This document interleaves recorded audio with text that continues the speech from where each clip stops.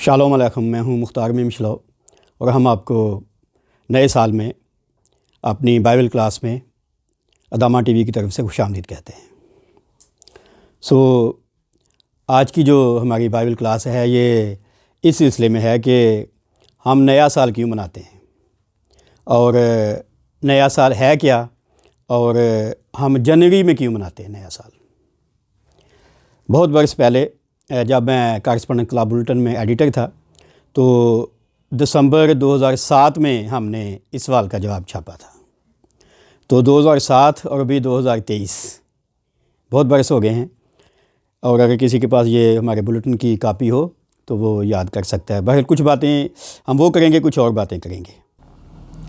اگر آپ بائبل کی اور اقوام عالم کی تاریخ کا مطالعہ کریں تو جو نیا سال ہے شروع ہی سے غیر قوموں کے لیے، بنی اسرائیل سے پہلے، خوشی کا ایک سبب رہا ہے، اور بابلی حکومت میں بھی، فارسی حکومت میں بھی، اس سے پہلے بھی اسے منایا جاتا رہا، اور لوگ اسے جشن نوروز کہتے ہیں، اور عام اور خاص لوگ اس دن کو خود کو پاک کرنے، جوش و خروش کے ساتھ منانے اور تجدید زندگی کا دن سمجھتے ہیں۔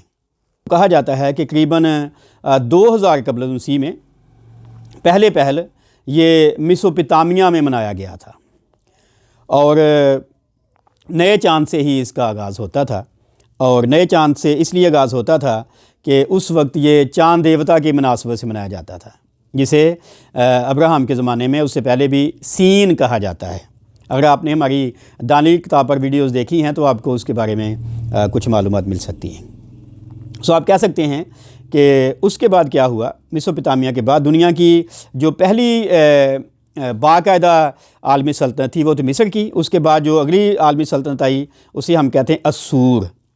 اسور میں نئے سال کا تہوار موسم خزاں کے دوران ستمبر میں منایا جاتا تھا، اور اس کے بعد اسور کے بعد جو عالمی طاقت آئی تھی، سپر پاور آئی تھی، وہ تھی بابل۔ بابل میں یہ موسم بہار کے دوران مارچ کے وسط میں منایا جاتا تھا۔ جب پھر آگے بات جاتی ہے تاریخ میں تو ان کے بعد دانیل کی کتاب میں جو خواب میں مورت دیکھی گئی تھی، اس میں جو آخری بڑی سلطنت تھی وہ تھی روم کی۔ تو رومیوں کے قدیم جمہوری کیلنڈر نے انہوں نے اس کو اپنے دیوتا کے ساتھ جوڑا۔ ان کا خیال تھا کہ روم کو ایک دیوتا رومولوس نے آباد کیا تھا یا بنایا تھا، تو انہوں نے کہا کہ رومولوس نے جو کیلنڈر بنایا تھا جس پر بعد میں رومی عمل کرتے رہے، تو اس کے مطابق چاند کی روزمرہ گردش پر بنائے گئے اس قمری کیلنڈر میں سال کے 354 دن تھے، جنہیں مارچ سے دسمبر تک 29 اور 31 کے 10 مہینوں میں تقسیم کیا گیا تھا۔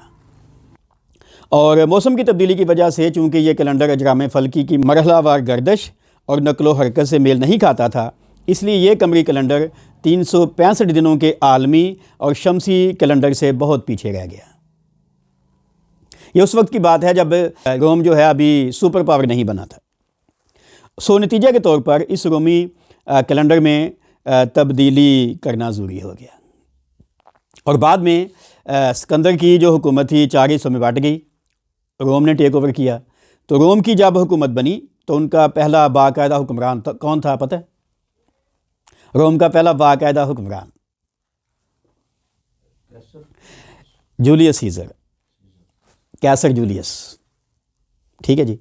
تو کیسر جولیس نے 46 قبل از مسیح میں مصر کے شہر سکندریہ سے ایک ماہر نجوم اور ریاضی دان کو بلوایا اپنے پاس۔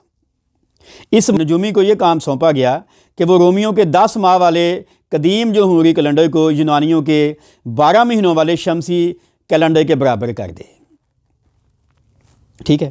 اس طرح رومی کیلنڈر میں دسمبر کے بعد 2 ماہ یعنی جنوری فروری کا اضافہ کیا گیا، اور اب مارچ کی بجائے جنوری رومن کیلنڈر میں سال کا پہلا مہینہ قرار پایا۔ سوال ہے آگے جانے سے پہلے تو آپ کر سکتے ہیں۔ سر جو رومولوس جی، وہ کب بنایا گیا تھا؟ یہ جب آپ سمجھیں جب کہیں روم کی بنیاد رکھی گئی تو اس کے بعد کیا ہوا جی، ابھی میں نے بتایا کہ کیسر جولیس نے یہ کام اپنے ذمہ لیا کہ ہمارا کیلنڈر بھی دنیا کے ساتھ ہو، کیونکہ اب ہم سپر پاور بن گئے ہیں۔ تو اس کے علاوہ کیسر جولیس نے جنوری، مارچ، مئی اور اپنے نام سے منسوب مہینے جولائی، ستمبر اور نومبر کے 31 دن، جبکہ اپریل، جون، اگست، اکتوبر اور دسمبر کے 30 دن اور آخر میں فروری کے 29 دن مقرر کر کے رومیوں کے کیلنڈر کو قدیم یونانی کیلنڈر کی طرح شمسی کیلنڈر بنا لیا۔ ٹھیک ہے، یعنی جو ابھی ہم 30-31 دن کہتے ہیں یہ اس وجہ سے تھے، لیکن بعد میں پھر تبدیلی ہوگی، ابھی میں بتاتا ہوں۔ اب اس کیلنڈر میں 354 کی بجائے 365 دن ہو گئے۔ پھر اس اولین کیسر روم نے لیپ کا سال رائج کیا، اور لیپ کے سال کے ساتھ اس نے پھر اس رومی کیلنڈر کو ترتیب دیا کہ ہر چوتھے سال کیلنڈر میں ایک دن کا اضافہ ہوا کرے۔ پس اب رومی کیلنڈر بھی دنیا کے قدیم شمسی کیلنڈروں کی طرح 365 دن کا ہو گیا، یعنی 365 صحیح 1/4 دنوں کا۔ یعنی ہم جو کہتے ہیں نا ہمارا سال 365 دن کا ہے، تو اصل میں صحیح بات اگر ریاضی کے اعتبار سے کہیں تو 365 نہیں ہے، 365 دن کا۔ ٹھیک ہے جی، ہر مذہب و ملت اور مختلف معاشرے میں اسے عام طور پر اب جولین کیلنڈر کہا جاتا ہے۔ ٹھیک ہے، اور یہ بہت مشہور ہو گیا، آپ کو پتہ ہی ہے، اتنا مشہور کبھی بھی کوئی نہیں تھا۔ یا بزرگ نوح کے زمانے میں جو اس نے کیلنڈر مقدونی استعمال کیا تھا کشتی نوح کا جو ہے حساب کتاب رکھنے کے لیے، یا بعد میں اور کیلنڈر بھی آئے، لیکن سب سے زیادہ مشہور میرے خیال سے یہ ہو گیا ہے، اور انہوں نے اپنے کیلنڈر کو یونانیوں کے کیلنڈر کے ساتھ جوڑ کر ایک نیا کیلنڈر بنا دیا۔ جی، آگے جانے سے پہلے سوال ہے تو کر سکتے ہیں۔ سر یہ جو 365 چیز ہیں، جی 365 1/4، جی، یہ نکالنے کا طریقہ یہ طریقہ جو ہے یہ بابلیوں نے ایجاد کیا تھا۔ ٹھیک ہے، اور میں نے جو مضمون چھاپا تھا بہت سال پہلے عبرانی کیلنڈر پر، کبھی ہم اس پہ بھی مہینہ وار بات کرنے کی کوشش کریں گے، اس میں نے یہ لکھا تھا کہ یہ 365 صحیح 1/4 جو ہے یہ بابلیوں نے کس طرح سے بنایا تھا، اس میں آپ تفصیل پڑھ سکتے ہیں۔ کیسر جولیس کے بعد جب کیسر اگسطس روم کے تخت پر براجمان ہوا تو اس نے رومی کیلنڈر کے 8ویں مہینے کا نام تبدیل کر کے اپنے نام کی مناسبت سے اگست رکھ دیا۔ ٹھیک ہے، جس طرح جولائی جو تھا وہ جولین کے نام پہ تھا، تو اس نے 8ویں مہینے کا نام اپنے نام پہ کر لیا، اگسطس سے اگست۔ اور یہ وہی کیسر روم ہے جس کے زمانے میں یسوع پیدا ہوا تھا۔ ٹھیک ہے، اور چونکہ سابقہ کیسر روم جولیس سیزر کے نام سے موسوم رومی کیلنڈر کے 7ویں مہینے جولائی کے 31 دن تھے، لہٰذا کیسر اگسطس نے بھی چاہا کہ اس کے نام سے جو مہینہ منسوب ہے اس کے دن بھی 31 ہونے چاہیے۔ انہوں نے کہا میں اگر کوئی چھوٹا بادشاہ جی، تو پھر کیا ہوا، کیونکہ اگست کے پہلے 30 دن تھے۔ ٹھیک ہے، لہٰذا کیسر اگسطس نے اپنے آپ کو کیسر جولیس کے برابر سمجھتے ہوئے فروری کے مہینے سے ایک دن کم کر کے اسے اپنے نام سے منسوب مہینے اگست میں ڈال دیا۔ یعنی فروری کے پہلے کتنے دن ہوتے تھے؟ 29، اور اگست کے تھے 30، تو اس نے فروری میں سے ایک دن لے لیا اور اگست میں ڈال دیا، اور اگست کے ہو گئے 31 اور فروری کے ہو گئے 28۔ ٹھیک ہے، تو اس طرح سے اگست کا مہینہ جو پہلے رومی کیلنڈر میں 30 دنوں کا تھا اب 31 کا ہو گیا، اور فروری جو 29 دن کا تھا اب 28 دن کا رہ گیا۔ لیکن اس میں مسئلہ یہ ہو گیا کہ ہر سماہی جو تھی، یعنی 4 سماہیوں کا مل کے سال بنتا ہے، تو ہر سماہی میں جو دن تھے وہ فرق ہو گئے۔ ٹھیک ہے، اس طرح سے 4 سماہیوں پر مشتمل رومی کیلنڈر کی پہلی سماہی میں صرف 90 دن اور تیسری سماہی میں 93 دن ہو گئے۔ اب اس نے ان کو اس طرح سے برابر کیا کہ تیسری سماہی کے دوران ستمبر کے مہینے میں ایک دن کی کمی کر کے اسے 30 دن کا بنایا، اور چوتھی سماہی کے پہلے مہینے اکتوبر میں ایک دن کا اضافہ کر کے اسے 31 دن کا مقرر کر دیا۔ اس ہیر پھیر سے رومی کیلنڈر کی پہلی سماہی میں 90 جبکہ دوسری سماہی میں 91 دن رہ گئے، مگر تیسری سماہی میں 92 اور چوتھی سماہی میں بھی 92 دن ہو گئے۔ یہ ترتیب پھر اس نے بنائی۔ تو اس طرح سے آپ دیکھ سکتے ہیں کس طرح کون سے مہینے 30 کے تھے 31 کے ہو گئے، کوئی 31 کے تھے 30 ہو گئے، اور پھر فروری 29 کا تھا اور 28 کا ہو گیا۔ سوال ہے تو کر سکتے ہیں۔ ایک لفظ عام طور پر استعمال کیا جاتا ہے دنیا میں، سپرنگ ایکوینوس، پتہ کیا ہوتا ہے؟ نہیں. جب بہار میں درجہ حرارت اعتدال پر آتا ہے، یعنی آپ سمجھے جب دن اور رات برابر ہوتے ہیں، اسے کہتے ہیں انگریزی میں سپرنگ ایکوینوس، لیکن اردو میں کہتے ہیں نقطہ اعتدال.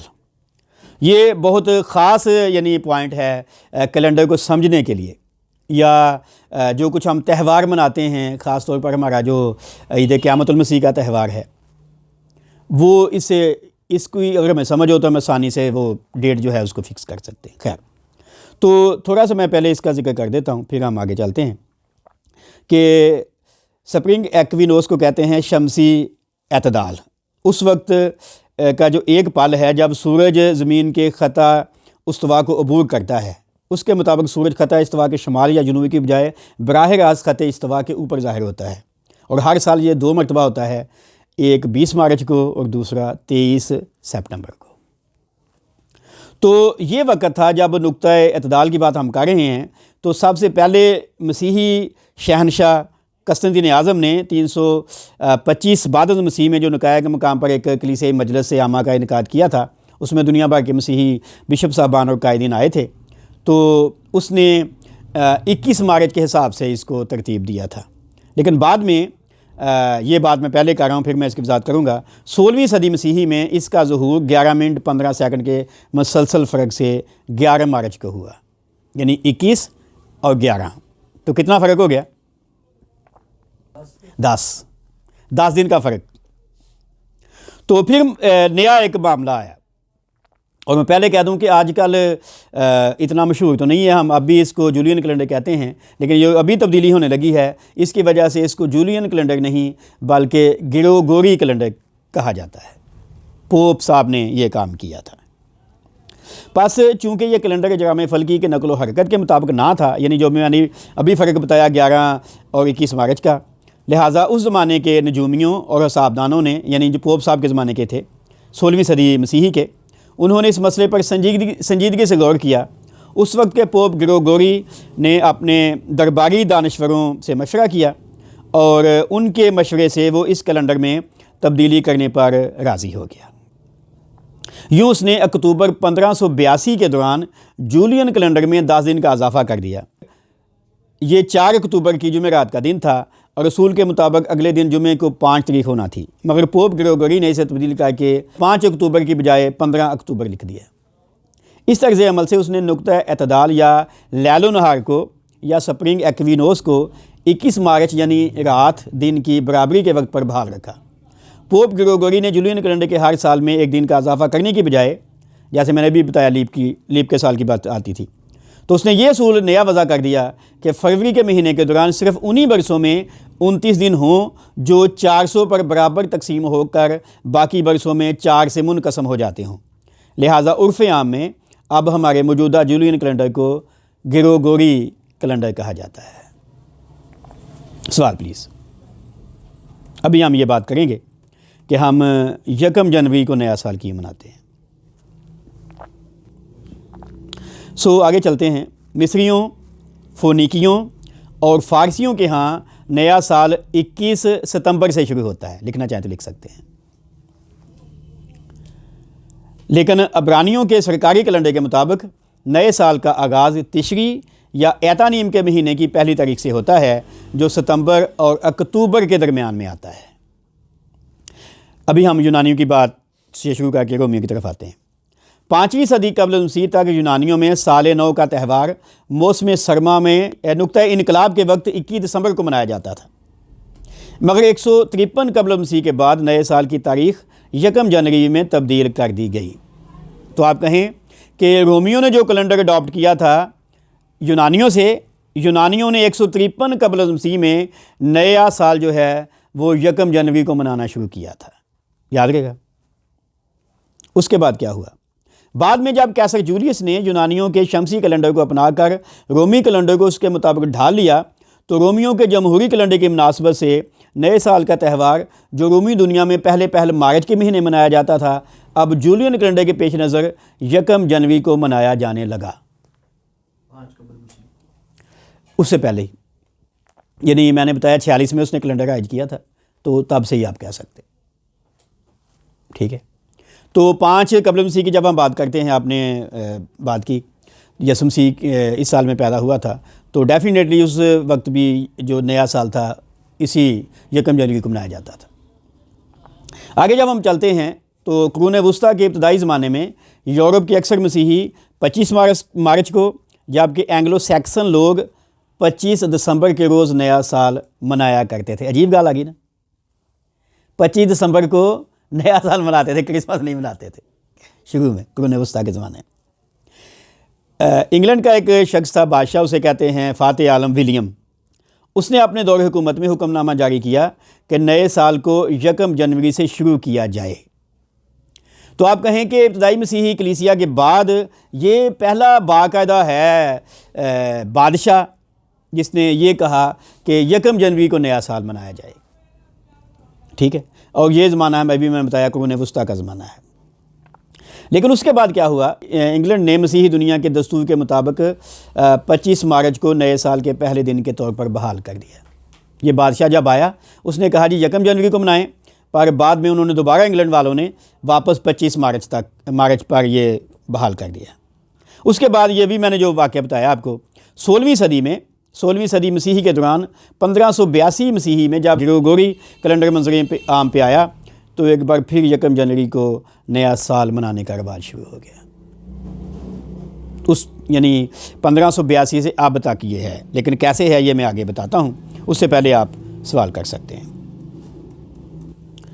ابھی میں نے بات کی کہ 1582 کو انہوں نے اپنا لیا انگلینڈ نے، لیکن ابھی اور کسی نے نہیں اپنایا اس کیلنڈر کو، اور اس کیلنڈر کو اپنانے کا مطلب ہے کہ 1 جنوری کو نیا سال منایا جائے۔ لیکن اس کے بعد انگلینڈ کی پیروی میں اسپین، پرتگال اور اٹلی نے بھی اسی سال 1582 میں اس کیلنڈر کو قبول کر دیا۔ اس کے بعد جرمنی کی رومن کیتھولک ریاست نے 1 سال کے بعد 1583 میں اسے اپنایا۔ فرانس نے 1584 اور اسکاٹ لینڈ نے 1660 میں اس کیلنڈر کو اپنایا۔ ہالینڈ اور ڈنمارک نے جرمن کی پروٹسٹنٹ ریاستوں کے ساتھ ہی 1700 میں اس کیلنڈر پر رضامندی ظاہر کی۔ روس نے 1706 میں، برطانوی پارلیمنٹ نے 2 ستمبر 1752 میں، اور سویڈن نے 1753 میں گریگوری کیلنڈر کو اپنا کر 1 جنوری کو نیا سال منانے کی بات کی۔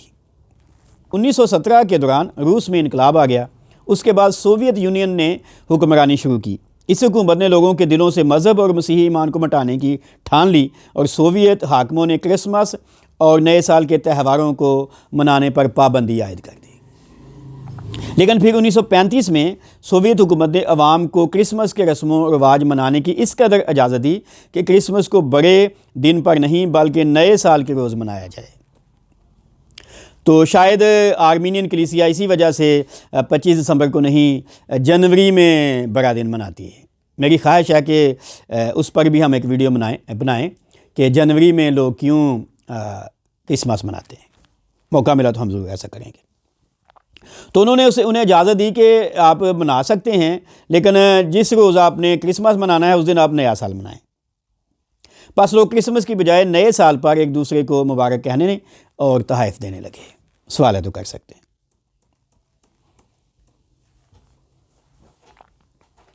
اس کے بعد آپ کہیں حکومت بدلی، رجیم چینج ہو گیا۔ تو روس کا بادشاہ تھا، آپ لکھنا چاہیں اس کا نام لکھ سکتے ہیں، اس کا نام تھا پیٹر۔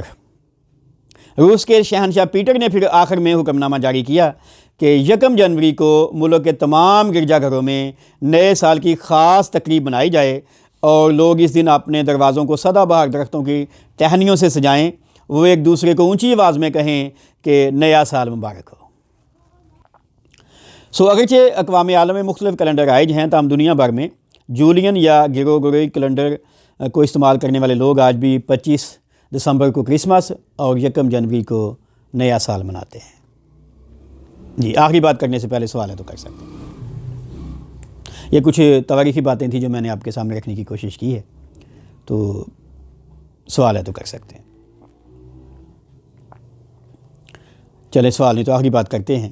آج مسیحی دنیا میں اس لیے نیا سال منایا جاتا ہے 1 جنوری کو، کیونکہ وہ لوگ جو یہ مانتے ہیں کہ یسوع مسیح 25 دسمبر کو پیدا ہوا تھا، یا وہ مانتے ہیں کہ 25 نومبر کو پیدا نہیں ہوا تھا، وہ کسی بھی تاریخ کو پیدا ہوا لیکن ہم سیلیبریٹ کرتے ہیں، تو وہ اس لیے 1 جنوری کو نیا سال مناتے ہیں کیونکہ اس دن یسوع کا ختنہ ہوا تھا۔ باقاعدہ طور پر اس کا نام رکھا تھا، یہ ویڈیو بھی ہم نے بنایا نام رکھنے کے بارے میں مختصر طور پر سادگی سے، تو اس لیے ہم نیا سال مناتے ہیں 1 جنوری کو 25 نومبر کے ساتھ 8 دن ایڈ کر کے، ٹھیک ہے۔ اور دوسری بات یہ کہ یہ کیلنڈر جو کبھی جولین تھا پھر گریگوری ہو گیا ہے، یہ کیلنڈر بھی یہی کہتا ہے کہ ہم 1 جنوری کو نیا سال منائیں، لیکن کرسمس کی ڈیٹ کچھ بھی ہو، اس کا نئے سال کی تاریخ سے کوئی تعلق نہیں ہے۔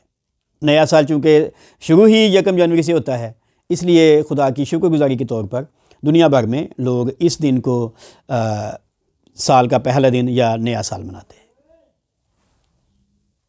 لوگ 31 دسمبر کی رات کو گرجا گھروں میں عبادات کا اہتمام کرتے ہیں، کچھ لوگ روزہ بھی رکھتے ہیں، اپنی زندگی پرانی زندگی پر غور کرتے ہیں، اپنے آپ نئی زندگی میں جانے کے لیے منصوبے بناتے ہیں، بہت کچھ کرتے ہیں لوگ۔ آپ نے بھی کیا ہوگا گزرا سال، کاش ہم اس کو تھوڑا پہلے بات کر سکتے، خیر۔ لیکن آج کا یہ میسج یا جو بھی باتیں ہیں آپ کے سامنے رکھی گئی ہیں، سوال ہے تو آپ کر سکتے ہیں۔ مجھے امید ہے کہ میں نے بات واضح کی ہے کہ ہم کیوں 1 جنوری کو نیا سال مناتے ہیں۔ اگر آپ کو ہمارا یہ میسج اچھا لگا ہو، یہ معلومات پسند آئیں، تو آپ اسے اپنے عزیز و احباب کے ساتھ بھی شیئر کر سکتے ہیں۔ کامنٹ باکس میں ہم آپ کی تنقید کا بھی اور رائے کا بھی انتظار کریں گے۔ خدا آپ کو برکت دے۔